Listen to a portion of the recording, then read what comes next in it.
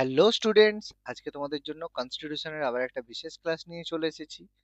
এখানে আমরা আলোচনা করছিলাম যে এই এক্সামে বিভিন্ন ডাব্লিউবিপি কেপি এক্সামে যে প্রশ্নগুলো এসে থাকে এর সাথে সাথে কিছু এক্সট্রা ইনফরমেশন, মানে এখানে অনেক সময় কি হয় যেটা আমরা প্রশ্ন পড়ে থাকি সেই ধরনের প্রশ্ন না এসে কিছু প্রশ্ন কিন্তু এমন থাকে একটু ভেতর থেকে থাকে।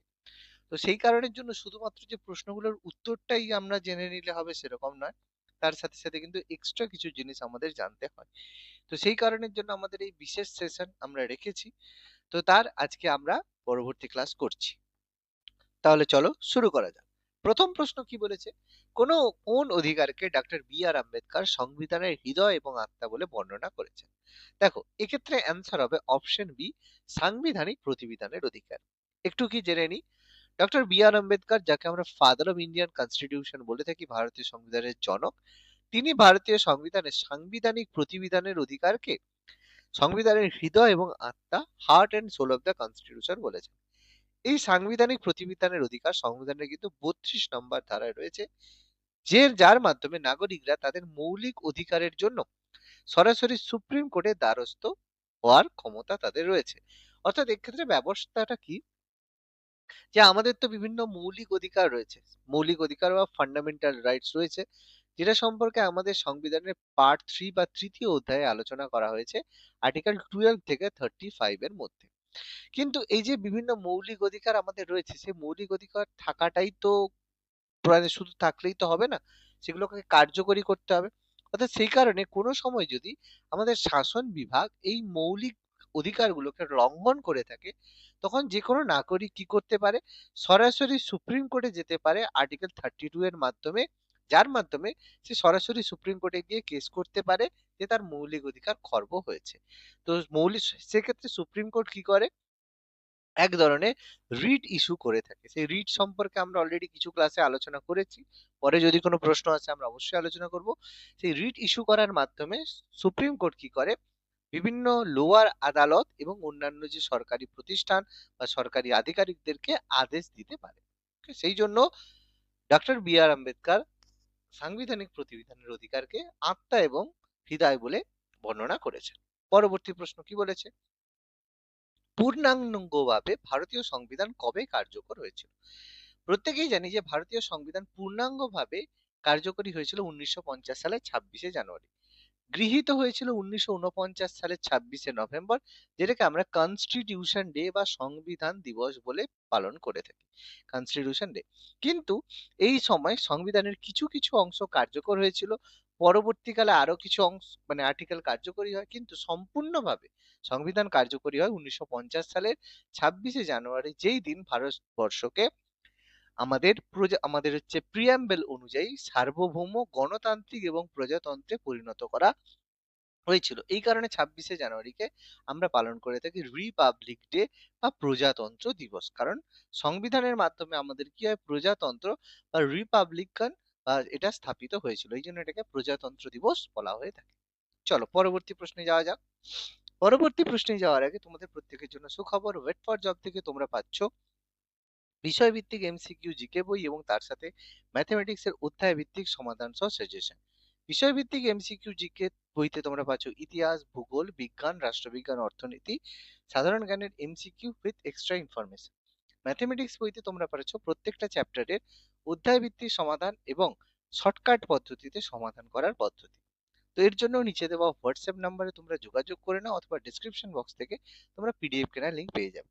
মাত্র 250 টাকা পেমেন্টের মাধ্যমে তোমরা বাড়িতে বসে ফ্রি হোম ডেলিভারি বইগুলো পেয়ে যাবে। তাহলে আর দেরি নয়, যোগাযোগ করে নাও আমাদের সাথে এবং নিজেদের প্রস্তুতিকে চূড়ান্ত করে নাও। চলো পরবর্তী প্রশ্নে যাওয়া যাক।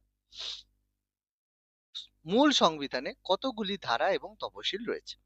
ধারা বলতে আর্টিকেল এবং তফসিল বলতে শিডিউল। মূল যে সংবিধান কার্যকরী হয়েছিল সেখানে 22টি ধারা, মানে মূল সংবিধানে 395টি ধারা ছিল এবং 8টি তফসিল ছিল। প্রাথমিক অবস্থায় মূল সংবিধানে কিন্তু 395টি ধারা এবং তার সাথে সাথে 8টা তফসিল ছিল, যার মধ্যে 22টি অংশ ছিল। বর্তমানে সংবিধানে কিন্তু 12টি তফসিল রয়েছে। বিভিন্ন সংশোধনীর মাধ্যমে এই 4টি তফসিল কিন্তু যুক্ত হয়েছে এবং মোট সংখ্যা এখন কিন্তু 12টি রয়েছে। তো 8 এবং 4 মিলে মোট এখন 12টি শিডিউল রয়েছে। শিডিউল কি? এবং পার্ট কি, এগুলো সম্পর্কে আমরা পরবর্তী কোনো ভিডিওতে অবশ্যই আলোচনা করব। পরবর্তী প্রশ্ন, ভারতের জাতীয় পতাকা গণপরিষদ দ্বারা গৃহীত হয়েছিল কবে? দেখো, প্রত্যেকেই জানি ভারতের যে ত্রিরঞ্জিত পতাকা, এটা কিন্তু প্রথম থেকে এইরকম ডিজাইন আমাদের ছিল না। এটা ডিজাইন করেছিলেন অন্ধ্রপ্রদেশের বাসিন্দা পিঙ্গালি ভেঙ্কাইয়া। তো ভারতের যে জাতীয় পতাকা, যেটা তিরঙ্গা নামে পরিচিত, এর উপরে রয়েছে আমাদের গেরুয়া, মাঝে রয়েছে সাদা এবং নিচে রয়েছে সবুজ। যেখানে গেরুয়া আমাদের ত্যাগের প্রতীক, সাদা শান্তির প্রতীক, আর সবুজ হচ্ছে সমৃদ্ধির প্রতীক, আর মাঝে যে অশোক স্তম্ভ রয়েছে সেটা আমাদের অগ্রগতির প্রতীক হিসাবে রয়েছে। তো 1947 সালের 22শে জুলাই গণপরিষদের একটি অধিবেশনে এই পতাকা গৃহীত হয়েছিল। পতাকা গণপরিষদের পতাকা সংক্রান্ত একটা অ্যাডহক কমিটি গঠন করা হয়েছিল তার মাধ্যমে। এই কারণে আমরা 22শে জুলাই দিনটিকে জাতীয় পতাকা দিবস হিসেবে পালন করে থাকি, যার নকশা করেছিল অন্ধ্রপ্রদেশের বাসিন্দা পিঙ্গালি ভেঙ্কাইয়া। পরবর্তী প্রশ্নে যাওয়া যাক। সংবিধান সভার গৃহীত সংবিধানে কে সভাপতি হিসেবে স্বাক্ষর করেন? সংবিধান সভা বলতে এক্ষেত্রে বলা হচ্ছে গণপরিষদকে। তো গণপরিষদের সভাপতি কে ছিলেন, এটাই কিন্তু আমাদের আসল প্রশ্ন। তো অবশ্যই জানি সংবিধান সভার সভাপতি ছিলেন ডক্টর রাজেন্দ্র প্রসাদ। গণপরিষদের যে প্রথম অধিবেশন হয়েছিল 1946 সালে 9 ডিসেম্বর, প্রথম অধিবেশনের প্রথম দিন ছিল। সেই দিন কিন্তু রাজেন্দ্র প্রসাদ নয়, সিনিয়র মোস্ট হিসাবে সচ্চিদানন্দ সিনহাকে অস্থায়ী সভাপতি হিসেবে অ্যাপয়েন্ট করা হয়েছিল। কিন্তু সচ্চিদানন্দ সিনহা তিনি ছিলেন অস্থায়ী, কারণ তিনি বয়োজ্যেষ্ঠ ছিলেন। সেই সময় সিদ্ধান্ত হয়নি কে সভাপতি হবে। তো এই 1946 সালের 11 ডিসেম্বর, মানে প্রথম অধিবেশনের দ্বিতীয় দিনে, ডক্টর রাজেন্দ্র প্রসাদকে সংবিধানের স্থায়ী সভাপতি হিসেবে অ্যাপয়েন্ট করা হয় এবং বলা হয় তিনি পরবর্তীকালে ভারতের রাষ্ট্রপতি হবেন। তো তিনি ভারতের সংবিধান সভার সভাপতি ছিলেন, ফলে তিনি গৃহীত সংবিধানে স্বাক্ষর করেন, কারণ যিনি সংবিধান সভার সভাপতি হবেন তাকেই সভাপতি, তাকেই সংবিধানে স্বাক্ষর করতে হবে। ওকে। এবং এক্ষেত্রে একটা প্রশ্ন থাকে যে সংবিধান সভার কে সদস্য ছিলেন না, সেক্ষেত্রে মনে রাখবে মহাত্মা গান্ধী, গান্ধীজি কিন্তু সংবিধান সভার কোনো মেম্বার ছিলেন না। জওয়াহরলাল নেহরু, আম্বেদকর, রাজেন্দ্র প্রসাদ, এরা প্রত্যেকেই কিন্তু সংবিধান সভার সদস্য ছিলেন। পরবর্তী প্রশ্ন, সংসদের যৌথ অধিবেশনের সভাপতিত্ব কে করেন? দেখো, সংসদে কি হয়, সংসদ মানে আমাদের দুটো সভা রয়েছে, একটা রয়েছে আমাদের লোকসভা, যেটাকে আমরা নিম্ন কক্ষ বলি, হাউস অফ দ্য পিপল, আর একটা রয়েছে রাজ্যসভা, যেটাকে আমরা উচ্চ কক্ষ বলি, যেখানে আমাদের বিভিন্ন রাজ্য থেকে প্রতিনিধিরা এসে থাকে। তো লোকসভাতে বিভিন্ন বিল পেশ করা হয়, কার্যকরী হয়, এবং রাজ্যসভাতে বিভিন্ন বিল নিয়ে আলোচনা করা হয়ে থাকে। কিছু কিছু সময় এই লোকসভা এবং রাজ্যসভার বেশিরভাগ বিলের ক্ষেত্রে কি হয়, এই দুজনের মিলিত সম্মতি প্রয়োজন হয়। কোনো বিল লোকসভায় পেশ হলে সেটা রাজ্যসভায় পাস করাতে হয়, বা রাজ্যসভায় পেশ হলে লোকসভাতে পাস করাতে হয়। অর্থাৎ মিলিত সম্মতির কিন্তু বেশিরভাগ বিলে প্রয়োজন হয়। কোনো ক্ষেত্রে যদি দেখা যায় যে এই মিলিত, মানে এই মিলিত সম্মতিতে কোনো একটি সভা সম্মতি জানিয়েছে, অর্থাৎ হয় লোকসভা সম্মতি জানিয়েছে, রাজ্যসভা জানায়নি, অথবা রাজ্যসভা জানিয়েছে, লোকসভা জানায়নি, সেক্ষেত্রে কি হয়, রাষ্ট্রপতি বা প্রেসিডেন্ট কি করেন, এদের একটা যৌথ অধিবেশনের ডাক দেন। মানে রাষ্ট্রপতির আহ্বানে লোকসভা ও রাজ্যসভা মিলিতভাবে একটা সেশন বসে, সেটাকে আমরা যৌথ অধিবেশন বলি। তো সেখানে সভাপতিত্ব কে করেন? দেখো, সেক্ষেত্রে সভাপতিত্ব করেন লোকসভার স্পিকার। আমরা যদি দেখি, লোকসভার সদস্য সংখ্যা কিন্তু রাজ্যসভার থেকে প্রায় ডাবল। লোকসভাতে 543 জন, আর রাজ্যসভাতে সেখানে কিন্তু 250 জন থেকে 252 জন রয়েছে, 250 জন মেম্বার রয়েছে। অর্থাৎ ডাবলের থেকেও কিন্তু বেশি রয়েছে লোকসভাতে। সেই কারণে লোকসভার যে স্পিকার তিনি কিন্তু এর সভাপতিত্ব করেন। ফলে উভয় কক্ষের যৌথ অধিবেশনে লোকসভার স্পিকার সভাপতিত্ব করেন, যা ভারতের রাষ্ট্রপতি আহ্বান করে থাকে।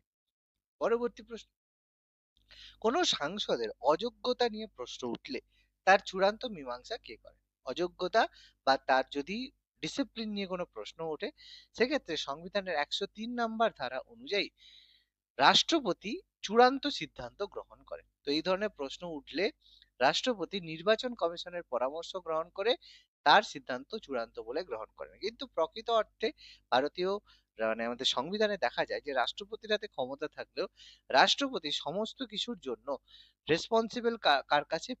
Prime minister and council of মিনিস্টারের কাছে।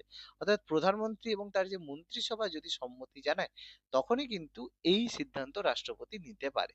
এবার সবকিছুই দেখো সেন্ট্রালাইজড আমাদের কিন্তু প্রধানমন্ত্রীর আন্ডারেই থাকে। ওকে। পরবর্তী প্রশ্ন, সংবিধানে রাষ্ট্রের প্রতি নির্দেশাত্মক নীতি কোন অংশে বর্ণিত করা হয়েছে? আমাদের যে রাষ্ট্রের জন্য নির্দেশমূলক নীতি DPSP directive principle of state policy যেটা রয়েছে, সেটা আমাদের সংবিধানের চতুর্থ পার্ট বা পার্ট 4 এ আর্টিকেল 36 থেকে 51 এর মধ্যে রয়েছে, যেখানে রাষ্ট্রীয় নীতির নির্দেশমূলক নীতিগুলো রয়েছে, যার মাধ্যমে রাজনৈতিক এবং অর্থনৈতিক সামাজিক গণতন্ত্র প্রতিষ্ঠার কথা বলে রাষ্ট্রের কার্যকারিতার উপর, অর্থাৎ প্রজা কল্যাণকর রাষ্ট্র, যেটাকে আমরা বলি ওয়েলফেয়ার স্টেট গঠনের সুপারিশ করা হয়েছে। কিন্তু যেহেতু এগুলো কোনো রকম জাস্টিসেবল নয়, এগুলো হচ্ছে জাস্টিসেবল নয় মানে এর জন্য কোনো যদি পালন করা না হয় তাহলে কিন্তু কোর্টে যাওয়া যায় না, তাহলে এগুলো হচ্ছে নন জাস্টিসেবল। সেই কারণে এই নীতিগুলো কিন্তু সেভাবে কার্যকর করা হয় না, যেগুলো বর্তমানে 36 থেকে 51 অনুচ্ছেদের মধ্যে রয়েছে পার্ট 4। পার্ট 3 তে আমরা জানি ফান্ডামেন্টাল রাইটস বা মৌলিক অধিকার সম্পর্কে রয়েছে। পার্ট 5 এ সেন্ট্রাল গভর্নমেন্ট বা স্টেট গভর্নমেন্ট মানে আমাদের যে কেন্দ্রীয় সরকার, সেন্ট্রাল গভর্নমেন্ট সম্পর্কে রয়েছে।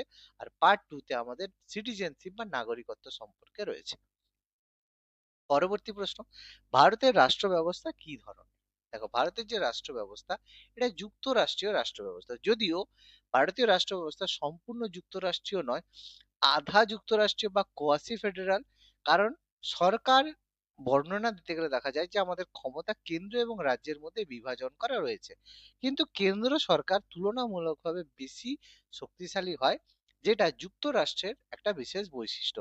সেক্ষেত্রে যুক্তরাষ্ট্র এবং এককেন্দ্রীকরণের উভয় ব্যবস্থা থাকার জন্য ভারতের শাসন ব্যবস্থাকে কোয়াসি ফেডারাল বলা হয়ে থাকে। কিন্তু যখন আমাদের এমার্জেন্সি বা জরুরি অবস্থা হয়ে থাকে তখন কিন্তু পুরো ক্ষমতা কেন্দ্র সরকারের হাতে চলে যায়, সেক্ষেত্রে কিন্তু এটা এককেন্দ্রিক শাসন ব্যবস্থা আমরা দেখতে পাই। চলো, আজকের লাস্ট প্রশ্ন কি বলেছে, রাষ্ট্রে জরুরি অবস্থা সংক্রান্ত আইন সংবিধান কোন ধারায় বর্ণনা করা রয়েছে? দেখো, জরুরি অবস্থা বা ইমার্জেন্সির কনসেপ্ট আমরা নিয়েছি জার্মানি থেকে। তো জার্মানি থেকে আমরা নিয়েছি রাষ্ট্রে জরুরি অবস্থার কনসেপ্ট, যেখানে আমাদের আলোচনা করা রয়েছে আর্টিকেল 352 থেকে 360 নম্বর ধারার মাধ্যমে তিন প্রকার জরুরি অবস্থার কথা বলা হয়েছে। প্রথমত, জাতীয় জরুরি অবস্থা, যেটাকে আমরা ন্যাশনাল এমার্জেন্সি বলি, মানে কোনো কারণে দেশের মধ্যে যদি যুদ্ধ হয় বা আভ্যন্তরীণ গোলযোগ হয়, তখন ন্যাশনাল এমার্জেন্সি সারা ভারতে আর্টিকেল 352 নম্বর ধারার মাধ্যমে কার্যকরী হয়। কোনো রাজ্যে যদি সমস্যা দেখা যায়, যেটা যাকে আমরা রাষ্ট্রপতি শাসন বা সাংবিধানিক অচল অবস্থা বলে থাকি, এটা কিন্তু খুব গুরুত্বপূর্ণ, সাংবিধানিক অচল অবস্থাও বলা হয়ে থাকে। তো অচল অবস্থা হয় তখন 356 নম্বর ধারা অনুযায়ী রাষ্ট্রপতি শাসন বা রাজ্যে জরুরি অবস্থায় হয়ে থাকে। আর যদি অর্থনৈতিক কোনো সমস্যা হয় তখন অর্থনৈতিক জরুরি অবস্থা 360 নম্বর ধারার মাধ্যমে হয়ে থাকে। এখনো পর্যন্ত ভারতে অর্থনৈতিক জরুরি অবস্থা কিন্তু একবারও হয়নি। রাজ্য জরুরি অবস্থা বিভিন্ন রাজ্যে বহুবার হয়েছে, পাঞ্জাবে বহুবার হয়েছে, উত্তরপ্রদেশে বহুবার হয়েছে। আর জাতীয় জরুরি অবস্থা আমাদের তিনবার জারি হয়েছে, একটা আমাদের হচ্ছে 62 সালে চায়নার সময়, একটা 1965 সালে পাকিস্তানের সময়, আর লাস্ট 1975 সালে আমাদের ইন্দিরা গান্ধীর একটা খামখেয়ালিপনার কারণ। তাহলে চলো, আজকের ক্লাসটা কেমন লাগলো তোমরা অবশ্যই কমেন্ট করে জানাও, এবং এই ধরনের যদি আরো ক্লাস পেতে চাও তাহলে অবশ্যই আমাদের চ্যানেল ফলো করো, সাবস্ক্রাইব করো এবং কমেন্ট করে জানাও তোমরা আরো কি ধরনের ক্লাস পেতে চাও। ধন্যবাদ।